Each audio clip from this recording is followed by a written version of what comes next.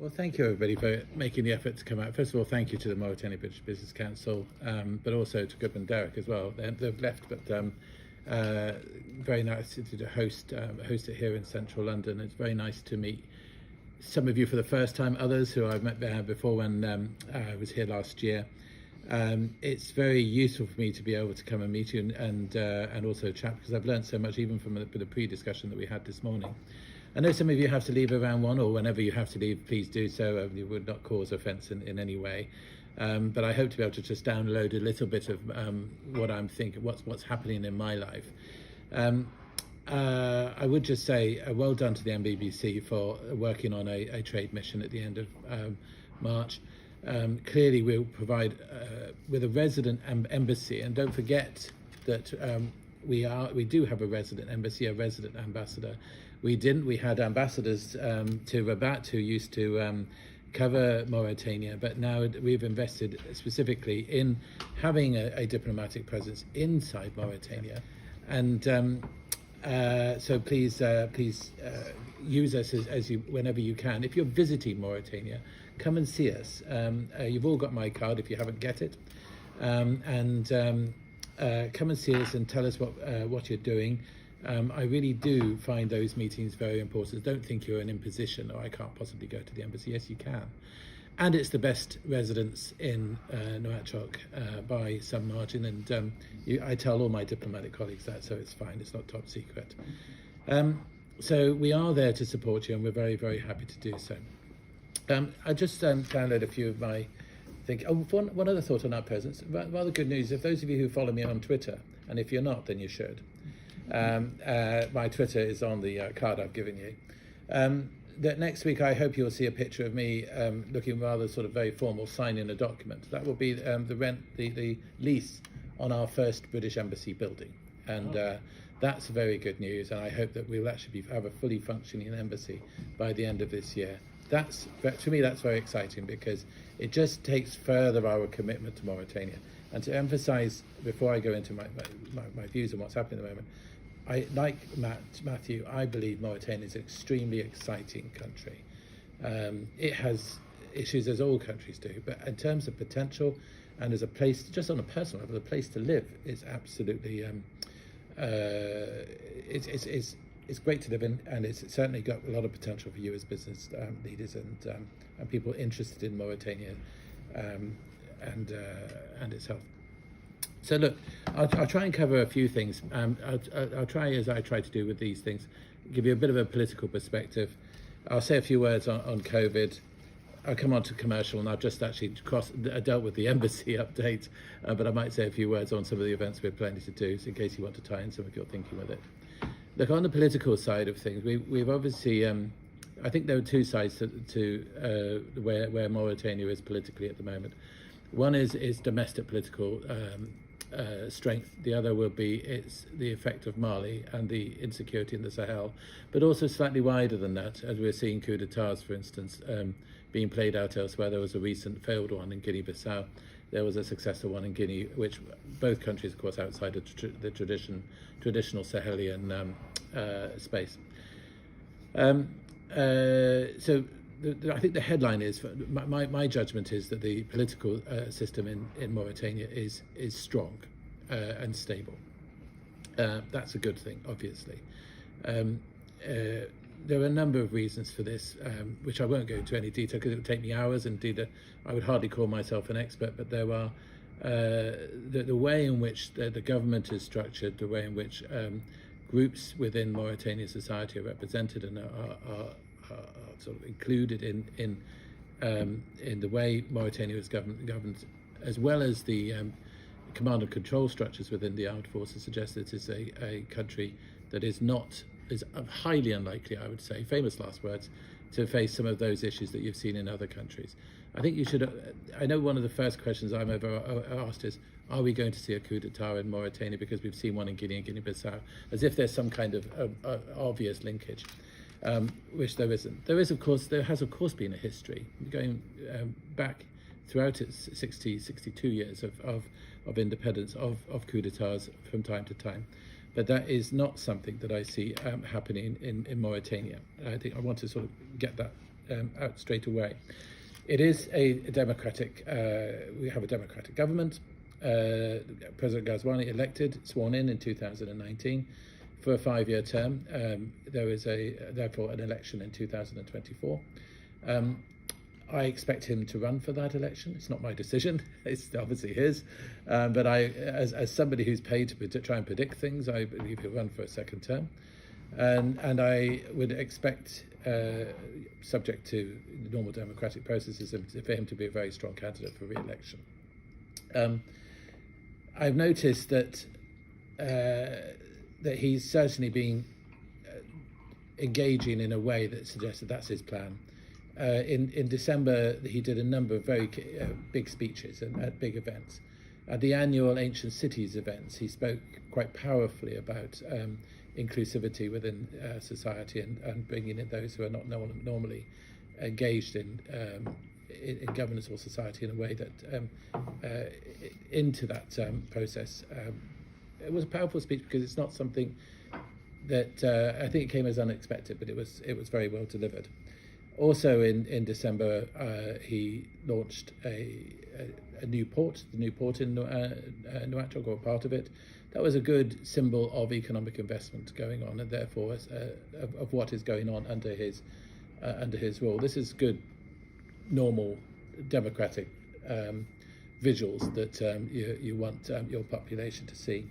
And he also delivered a speech at which I was at, in which he was talking about bringing Mauritania's youth into decision making, into the process of policy making in Mauritania, but also trying to address some of those issues that perhaps you've faced yourself, actually, about having qualified, got degrees during a pandemic, and the difficulty of getting work, particularly amongst the graduate community in Mauritania.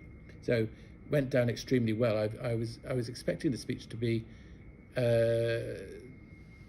not as bombastic as that, but it was very bombastic, and it went down very well with the crowd that was in the room, and I was in there as well. So then I'm afraid politically, Mauritania hit a bit of a roadblock around just after New Year, when it had a quite awful fourth wave of COVID. It really was bad, and it didn't. I was possibly the only person who didn't get it in Mauritania. But it might have been the New Year celebrations that go on. It hit the diplomatic community. It certainly hit the government, and things slowed down. So a continuation of the process of continuing that engagement on political issues, showing the government being able to articulate how the successes that it's been able to make was unable to continue that. What he did to, and indeed the president himself got COVID, just as an indication. We made sure, obviously, that we sent him our thoughts as he was dealing with that personal issue. Also happening, and very importantly, just towards the end of December, it started just before Christmas, in fact, there was a bit of a reshuffle of the military leadership in Mauritania. Again, that in other places that always gets people just slightly nervous, but actually it was typical of deft handling by the president. It was done very well. The outcome was very good. It was brought on by the need to retire several very senior officers. That's very normal. And actually, the process of churn within an armed forces is very good, because you've then got lower ranks moving up. And indeed, in any organisation that we're all in, it's always good to have a degree of churn. Mentioning the diplomatic service for one example, for instance. So very well handled, and we've got a new military leadership. I think we're all waiting for a government reshuffle. There's lots of talk about a government reshuffle, and if I'm honest with you, I expected it in the new year. What I didn't expect was an awful fourth wave. So we'll see whether that happens. I'm aware of several ministers being asked to justify themselves against objectives. These are things that, of course, we all have to do, but there's a suggestion, therefore, that by being quite open in some cases about this, that President Ghazouani is keen on that ministries should not just be ministers, and ministries should not just be sitting back on their laurels with their smart cars, but actually delivering outputs, very essential, of course, as we run into the last 2 years of his first term. I think I'll just stop there on political and just move on to a couple of other things. I've mentioned, let's address Mali. I haven't mentioned Mali. Mali is the big insecurity issue. The Burkina Faso coup was a continuation of a worrying. I'll come back to Mali, but the Burkina Faso is not quite Mali. Mali is the most complex issue now in the Sahel, but the coup that we saw in Burkina Faso, we've seen one in Guinea as well, a bit further back, is a worrying trend of middle rank military officers taking power for one reason or the other, but stepping outside of the normal democratic processes that Africa prefers to have. Mauritania's position is very clear that any changes of government should be done through democratic, constitutional, let's be very clear about the wording they use, constitutional processes. And of course, therefore, they've condemned coups in Burkina Faso, Mali and elsewhere because they haven't been constitutional. Now, the situation in Mali is particularly worrying because we've got now a situation that's become all the more clear, which is French withdrawal as a result of a deterioration in their bilateral relationship to the extent that they feel that they don't have the basis for maintaining their presence there. The fine detail of how that withdrawal will take place and the degree to which that will take place will obviously be a matter for France, but obviously we're watching that very closely because we have a presence in Mali as well. We have real interest in the security situation, the tackling of the terrorist threat throughout the Sahel. That all matters to us in the UK. So we're watching that very closely, talking with the French as well as other partners with a similar interest in the region. The expulsion of the French ambassador obviously contributed to that process, but it's obviously deeper than that. It goes further. If you want to go further back, I suppose that the key point was the ECOWAS decision to impose sanctions following a request by the transitional government in Mali for a 5-year extension to the transitional period. It's complex. What does it mean for Mauritania? At the moment, our analysis of Mauritania's security structures are that they are strong. Those are, with Mali, it's predominantly around the border area. There's quite a significant land border between Mauritania and Mali. But Mauritania has established quite significant infrastructure along that border area, particularly the pressure points on that border area. The corner point is the particular pressure point. So at the moment, that looks to be holding. It looks to be strong. And that we would expect that to continue. But it's obviously something we all need to watch. But it will absolutely be at the top of Mauritania's list, as any country has. Any country's government, their top priority will be the security of their state and of their people. And so they'll be watching that very closely indeed. So Mali continues to be an issue that not only Mauritania will be following very closely and will prioritise, but also the United Kingdom, Europe, America, France obviously within Europe, as well as other partners, as well as African countries as well, the AU and ECOWAS, all matters, because Mali and insecurity in the Sahel has the potential already to spread down into the Gulf of Guinea states. We've seen action in Ivory Coast, I think Benin or Togo, and Ghana. So those are areas where that contagion can spread, and indications that it's already doing so, but not yet into Mauritania. Commercial. Look, I think we've definitely seen the end of the fourth wave of COVID. That means that things like your trade mission will go down extremely well. I saw the numbers this morning for coming out of Mauritania, very, very low indeed. The only thing that I think that the only practical thing you all need to worry about in terms of doing trade missions or indeed just coming down as companies looking to engage partners is that there is the ongoing border restrictions. There is a new requirement for everybody to have a PCR test within 72 hours, in addition to being fully vaccinated. So it's not either or, it's both.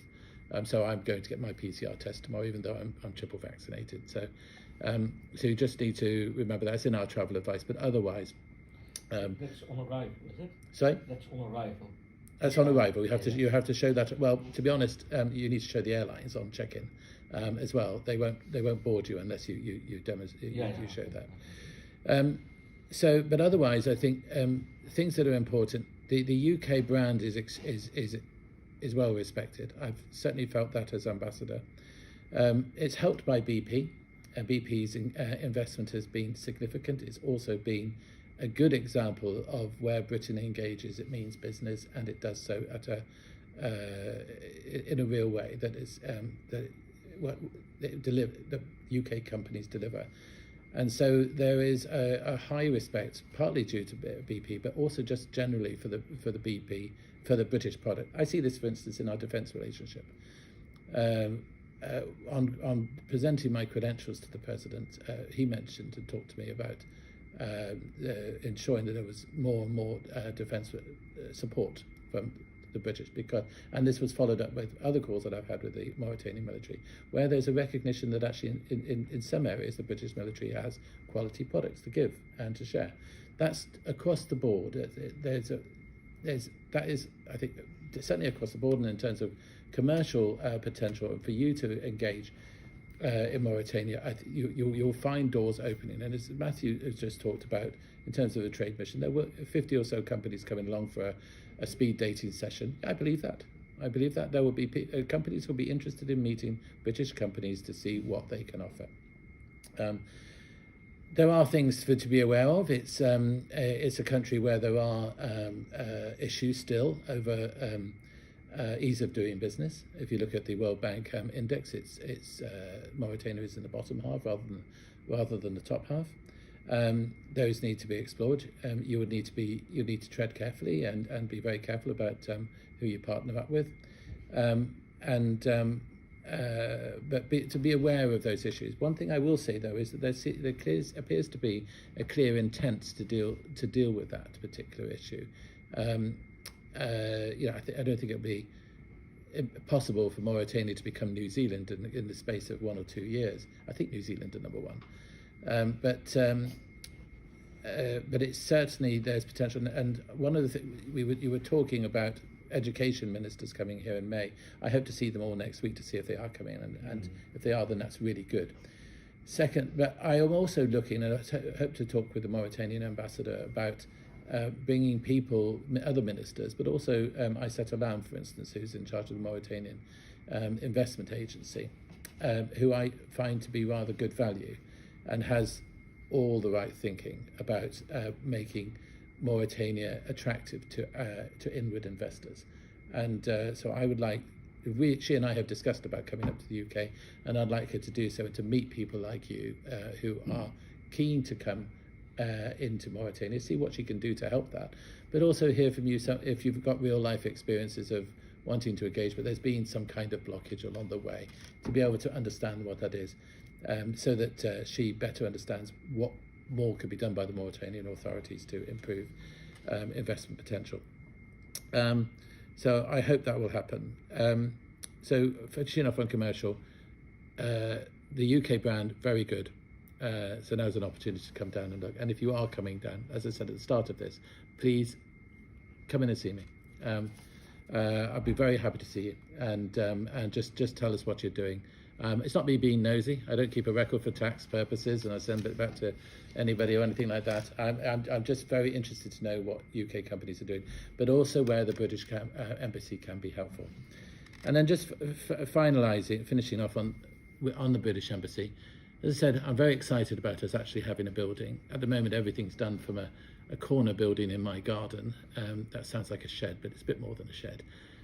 But it will professionalise us a bit more. And we're still a small operation. We're what we call a micro embassy. But I think sometimes some of my bigger colleagues, such as France and America, European Union, have many people. But actually, you can have quite a splash with just 2 diplomats and 3 Mauritanian staff if you've got something really good like the residence we've got. The residence we've got, I think, is a great tool which you will use when you come out here. But let us know if we can it's something that, should you ever want to establish in a big way, that you can use the residence for your purposes. Future events, I think we're going to break out a little bit. This year is, of course, Her Majesty's 70th anniversary. It's the Platinum Jubilee. What an incredible achievement. For 2 years, we've not had Queen's birthday parties. We're going to have one this year. I'm determined to make that happen. It will be on June the 2nd, which, of course, is the big day. We're looking to have a bit of a military band come. Our Defence Attaché in Rabat is determined to have a bit of a military band down, which is good. So I'm hoping it will certainly be the first National Day party that any embassy has done, and of course it will be the best. And in addition, we're going to have a street party for Mauritanian or any nationality children in the street in front of my house. So those of you who know the British Ambassador's residence, you must know it. There's a very nice street which we're going to block off and have a street party. Bouncy castles and so on. None of you are invited to that unless you've got children, but you're certainly invited to the Queen's birthday party when we have that. And we'll let the MBBC have details of that, because if we can use that to promote British businesses, we will want to do so, of course.